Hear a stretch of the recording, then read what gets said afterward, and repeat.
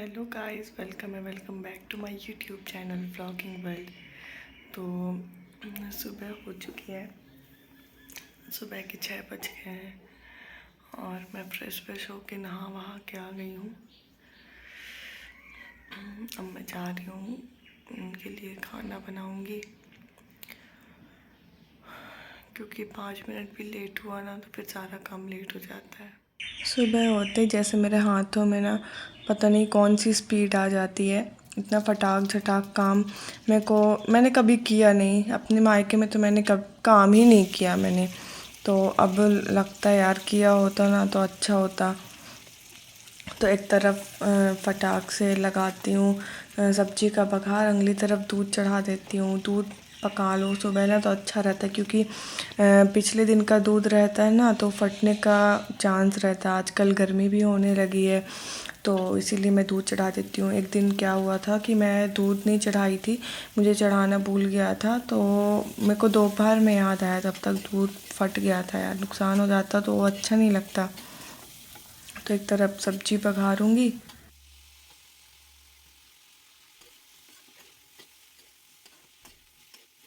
सब्जी पकाते पकाते मैं आटा भी लगा लेती हूँ, क्योंकि दोनों काम साथ साथ हो जाते हैं तो टाइम वेस्ट नहीं होता। और मेरी आदत है कि जब मैं काम करती हूँ ना तो मैं बात नहीं करती किसी से, पहले मैं अपने सारे काम निपटाती हूँ, उसके बाद बोलना चालू करती हूँ।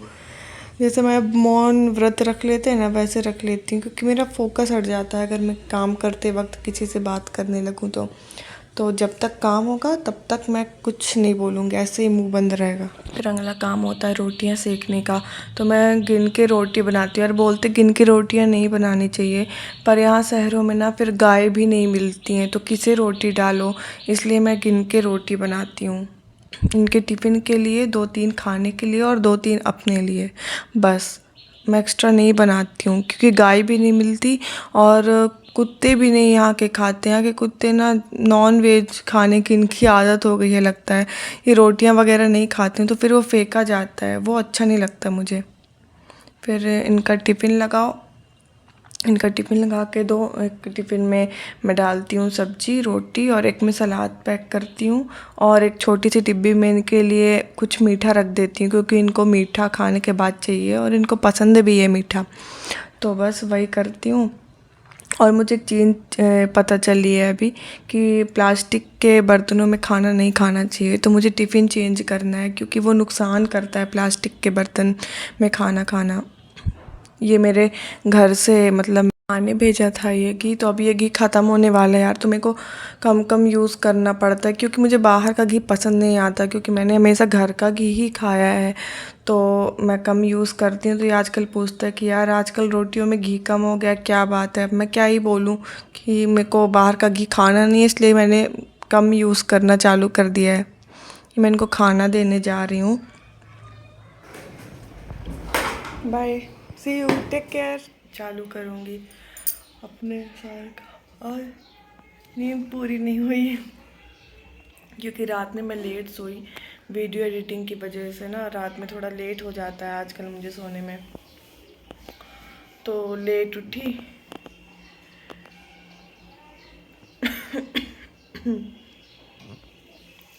अब मैं जाऊंगी, जो थोड़े कपड़े रखे हुए हैं कल ही धुलने थे वो सारे कपड़े, पर कल ना अचानक से मौसम ख़राब हो गया था, तो मैं सोची कि रहने देती हूँ, कल धुल लूँगी। तो आज बहुत सारे हो गए हैं।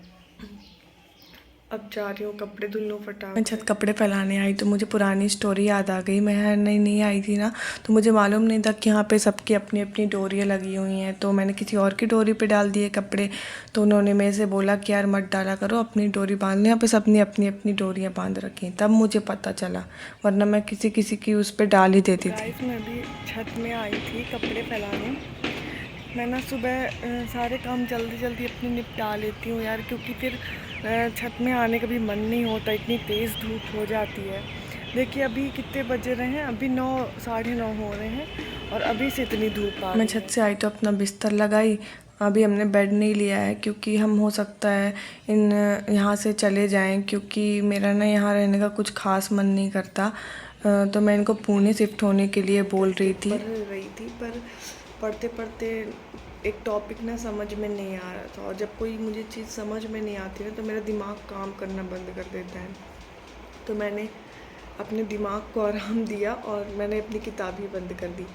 तो मैं थोड़ी सोची कि सो लेती हूँ, शायद रिफ़्रेशिंग हो जाए।